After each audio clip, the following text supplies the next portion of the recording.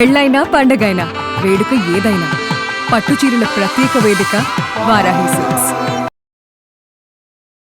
నమస్తే, welcome to Suman TV. నేను పద్మిని. ప్రస్తుతంతో పాటు ప్రముఖ ఆధ్యాత్మికవేత్త, సూర్య ఉపాసకులు, sun spiritual society founder, vegetable practitioner Vikramaditya garu మనతో పాటు ఉన్నారు. మాట్లాడదాం సార్. నమస్తే సార్. సూర్యోస్మి తల్లి. ఎప్పుడెప్పుడా అని ఎదురు చూసే శ్రావణ మాసం వచ్చేస్తాం సార్. ఎట్టకేలకు చాలా ఫాస్ట్గా వచ్చేసి ఎట్టకేలకు కాదు, చాలా ఫాస్ట్, చాలా ఫాస్ట్. సో రేపు 13వ తారీఖు నుంచి శ్రావణ మాసం మొదలవుతోంది కాబట్టి రకరకాల సందేహాలు ఉంటాయి. ఆ సందేహాలు ఒకసారి మీరు నివృత్తి చేయండి. అలాగే నెల పొడవునా కూడా అమ్మవారి ఆరాధన ఎలా చేయాలి, శ్రావణ శుక్రవారాలే కాదు, శ్రావణ సోమవారాలు కూడా చాలా విశేషం అని చెప్తారు.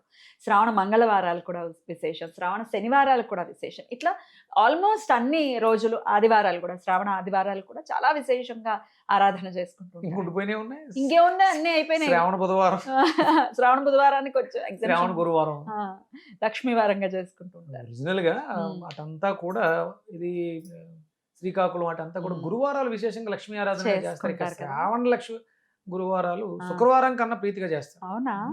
అయితే అసలు మొత్తం నెలంతా కూడా మరి అమ్మవారి ఆరాధన ఎలా చేయాలి అంటే ప్రతి మాసం అమావాస్య తర్వాత వచ్చేటువంటి 9 రోజులు ఉత్కృష్టంగా ఉంటాయి. వాటినే మనకి నవరాత్రులు, ఆశ్వేజ నవరాత్రులు, భాద్రపద నవరాత్రులు, శ్రావణ నవరాత్రులు ఏం తప్పు చేసి తెలియలేదు మనకి. అంటే కొన్నాటిని మనం పట్టుకున్నాం, కొన్నాటిని మనం పట్టుకోలేదు అంతే. ఇప్పుడు మొన్న గాయత్రి నవరాత్రులు, దాన్ని వారాహి నవరాత్రుల కింద మార్చేసాం. ఇలా ప్రతి నెలలోనూ మొదట వచ్చేటువంటి 9 రోజులు యూనివర్స్ లో, ప్రకృతిలో అద్భుతమైనటువంటి ఎనర్జీ ఉంటుందా. కానీ రాత్రి చెయ్యం, మనం పగలే చేస్తాం.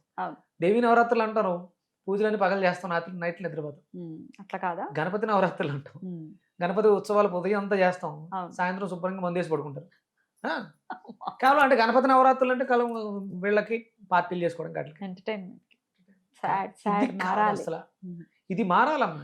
బాలగంగాధర్ తిలక్ గారు మళ్ళీ బతికొస్తే మాత్రం మామూలు కొట్టారు, మామూలు చిత కొడేస్తారు. నేను ఎందుకు తీసుకొచ్చాను ఈ పద్ధతిని? సమైక్యత కోసం తీసుకొచ్చారు కదా అప్పట్లో. సరే, శ్రావణ మాసం గురించి చెప్పండి సార్. గురువారం మొదలవుతోంది కాబట్టి ఇళ్ళు శుభ్రపరచుకోవటం కానీ, రకరకాల డౌట్స్ ఉన్నాయి.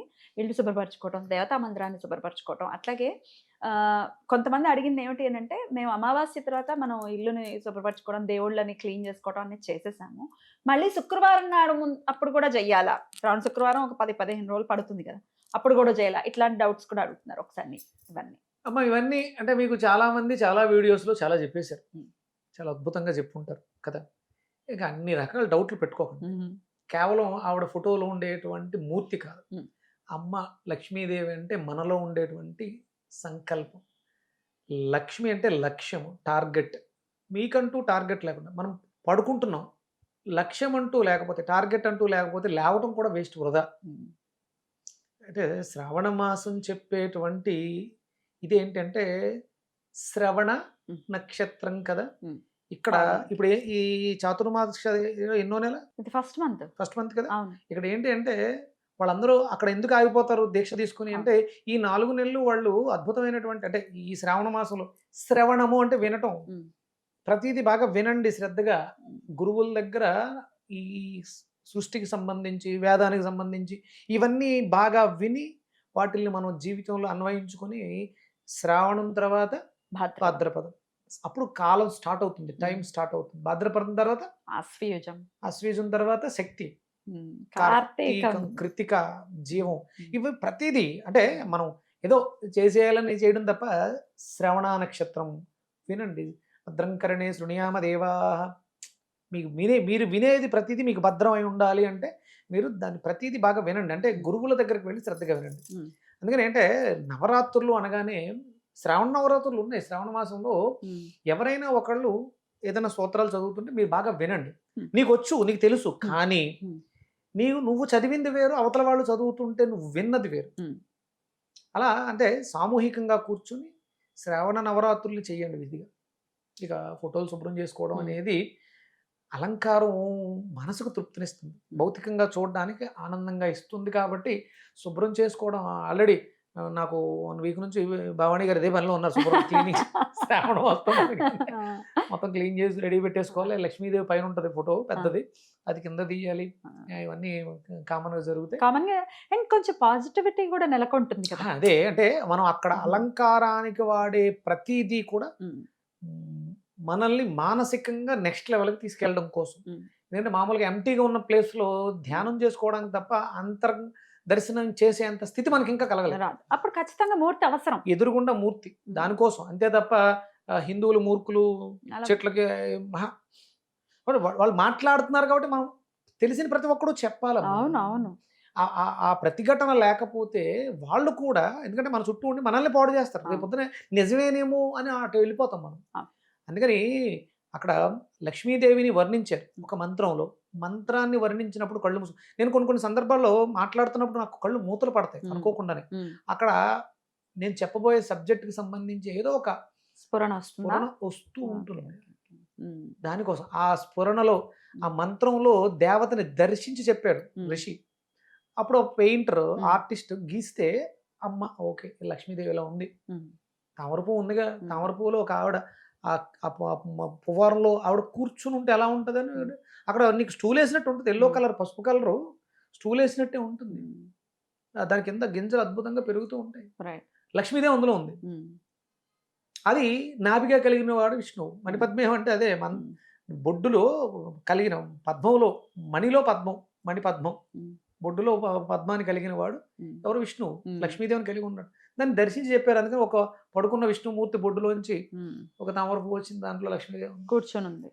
ఇది హైందవంలో ఉన్నటువంటి గొప్పదనం. ఇక్కడ ఋషులు అలా దర్శిస్తారు భగవంతుని. రుద్రుడు అంటే అదే శివుని ఒకలా గీస్తారు. అలాగే భోలాశంకరుడు అంటే ఒకలాగా, నటరాజుగా అన్నప్పుడు ఒకలాగా. ఇన్ని దర్శించేంత అద్భుతమైనటువంటి జ్ఞానం మనకు మాత్రం. అందుకని ఏంటంటే ఫోటోలు విగ్రహాలు శుభ్రం ఆల్రెడీ చేసేసి ఉన్నారు. అమావాస్య రోజు ఒకసారి మామూలుగా మళ్ళీ పైపైన క్లీన్ చేసుకోండి, బొట్లు పెట్టుకోండి. మొదటి శుక్రవారం చేయండి. మళ్ళీ శ్రావణం శుక్రవారం ఇంకా బాగా చేసుకోవాలనిపించింది. మీ ఇల్లమ్మ ఒకసారి తుడిచారు, శుభ్రం అనిపించలేదు, ఇంకొకసారి తుడుస్తారు. అవేవి మనం లెక్కలో పెట్టుకోకుండా ఓపిక ఉంది బాగా చేసుకుందాం. ఓపిక లేదు, నువ్వు ఎలా చేసినా చేయడం మీద దృష్టి, భక్తి శ్రద్ధల మీదే అమ్మవారికి. కానీ 9 రోజులు మాత్రం సామూహికంగా కూర్చుని ఈవినింగ్స్ సూర్యాస్తమైన తర్వాత దీపం పెట్టి సామూహికంగా కూర్చుని కనీసం 9 మంది ఆడవాళ్ళు కూర్చుని లలిత పారాయణం చేయండి. ఇంతవరకు ఎప్పుడు చేయలేదు కదా, చేసి చూడండి. ఆ సంఘం ఏదైతే ఆ టీం ఉందో, టీం వర్క్కి అద్భుతమైనటువంటి బ్లెస్సింగ్స్ ఉంటాయి. టీం వర్క్కే ఉంటాయి. మరి ఎవరు అదే ఆ టీం లేదండి మాకెవరు తెలియదు అనుకుంటే ఏంటి పరిస్థితి? అమ్మా ఇప్పుడు మీ ఇంట్లో పూజ చేస్తున్నావు అమ్మా, టీం లేదు నీకు, నాకు టీం లేదు, నేను మీ ఇంటికి వస్తే వెళ్ళిపోమంటావా? అంటే లక్ష్మి వస్తుంది కదా, అందుకని కలవండి. ఇప్పుడు పద్మిని గారి ఇంటికి వెళ్ళి నేను చదివేస్తే మా ఇంట్లో లక్ష్మి పద్మిని గారి ఇంటికి వెళ్ళిపోద్దేమో, ఇది ఒక డౌట్ వస్తుంది సార్. అదే అదే అదే అదే అంటే మా ఇంటికి ఎవరిని వస్తారేమో చూద్దామని ఎదురు చూడకండి. పిలవకపోయినా వెళ్ళాల్సినటువంటి సందర్భం వెళ్ళండి, అందరూ మాట్లాడుకోండి. మనలో ఉన్నటువంటి ఆ కల్మషాలు తీసేస్తే మనకంటూ లక్ష్మి అద్భుతంగా వచ్చేస్తుంది. వెతుక్కోండి. ఈ వారం మీ ఇంట్లో చేస్తాం, వచ్చే వారం వచ్చింది కదా, నువ్వు పిలవకుండా నీ ఇంటికి వచ్చే ఈ వారం నీ ఇంట్లో చేద్దామా, వచ్చే వారం మా ఇంటికి రావా అంటే రావా, వస్తాను ఖచ్చితంగా. అలాగే మీ ఇద్దరు కలిసి ఇంకొకరి ఇంటికి వెళ్తే రారాళ్ళు. మనలో హిందువుల్లో హైందవుల్లో మన సాంప్రదాయంలో లేనిదల్లా ఐకమత్యం అమ్మ, విపరీతమైనటువంటి భక్తి ఉంది. కొంచెం ఐకమత్యం వస్తే పూర్వం అదే జరిగేది, ఇప్పుడు అది జరగట్లేదు. అలా చేయండి, లలిత పారాయణం అయ్యి చేయండి, సామూహికంగా మినిమం 9 మంది కూర్చొని చేయండి. లేదు ఒకళ్ళ ఇంటికి వెళ్ళడం ఒకరికి ఇష్టం లేదు, మీరు అందరూ కలిసి ఒక దేవాలయం దగ్గర కూర్చొని చేయండి, ఈ ఊరు మొత్తం బాగుపడిపోతుంది. రైట్. అయితే లక్ష్మీదేవికి ప్రియమైన వస్తువులు కూడా కొన్ని ఉంటాయి సార్, శ్రీఫలం లాంటిది కదా, చిన్నది చాలా బుజ్జిగా భలే అందంగా ఉంటుంది. అవి కానీ లేకపోతే లక్ష్మీ గవ్వలు కానీ, ఇవి కూడా అమ్మవారికి ఇష్టమో ఆమె దగ్గర పెట్టాలి అని కూడా అంటూ ఉంటారు. అంటే తెచ్చిపెట్టుకోవచ్చు. ఒక శాపం వల్ల సంపదలన్నీ కూడా లక్ష్మీదేవితో సహా సాగర గర్భంలోకి వెళ్ళిపోయి ఉంటాయి. ఆ తర్వాత వచ్చి బ్రహ్మ వచ్చి చెప్పితే అప్పుడు అరే అమృతం కోసం చేయలేదు వాళ్ళు, సంపదల కోసం, అమ్మవారి కోసం, లక్ష్మీ కోసం చేస్తే ఒక సందర్భంలో విష్ణు నారదుడు వాళ్ళు అడుగుతారు, అమ్మ ఏదని అడిగితే అలిగి వెళ్ళింది సముద్ర గర్భంలో ఉందని చెప్పేసి సంపదలన్నీ అక్కడ ఉన్నాయి.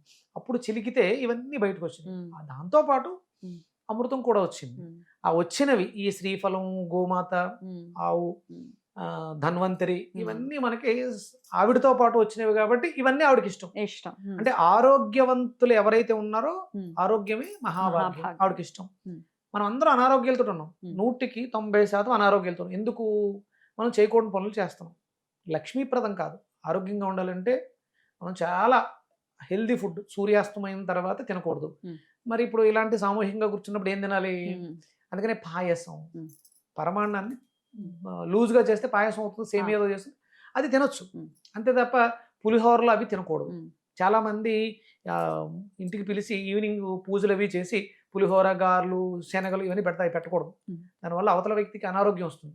ఆ అవతల వ్యక్తి అనారోగ్యానికి నువ్వు కారణం అయ్యావు కాబట్టి నీకు పాపం ఐశ్వర్యం పోతుంది. అందుకని ఏంటంటే పాలు ఏమీ లేవు, కొన్ని పాలు, కొన్ని మిరియాలు వేసి కొంచెం బెల్లం వేసి అయిపోయింది, కొన్ని చాలు, అది నీకు ఐశ్వర్యాన్ని ఇస్తుంది. అందుకని దయచేసి సాయంత్రం ఇలాంటి కార్యక్రమాలు చేసినప్పుడు ఆడంబరాల కోసం వడలేసం, గారెలేసం, బూర్లేసం పెట్టద్దు. సేమియా పెట్టండి, కుదరకపోతే పాలలో మిరియాలు వేసి ఇవ్వండి అంతే. అమ్మవారికి కూడా నివేదన అదే చేయండి. సామూహికంగా కూర్చుని లలిత స్తోత్రం, లలిత పారాయణం అవి చేయండి. 9 నవరాత్రులు చేయండి. మీరు అంటే నెలంతా 4 శుక్రవారాలు చేసుకోగలిగితే సంతోషం. కానీ 9 రోజులు అయితే చేసుకో. 9 రోజులు అయితే పర్ఫెక్ట్గా చేసి చూడండి, అద్భుతమైనటువంటి లక్ష్మీ అనుగ్రహాన్ని చూస్తాం. అద్భుతం సార్, చాలా చక్కగా తెలియజేశారు. ఖచ్చితంగా ఇవి చేసుకుని అమ్మవారి అనుగ్రహానికి పాత్రలు అవ్వాలి మన వాళ్ళని మనస్ఫూర్తిగా కోరుకుంటూ కృతజ్ఞతలు సార్. నమస్తే. సూర్యోస్మితం. సూర్యోస్మి. జై శ్రీరామ్. జై శ్రీరామ్.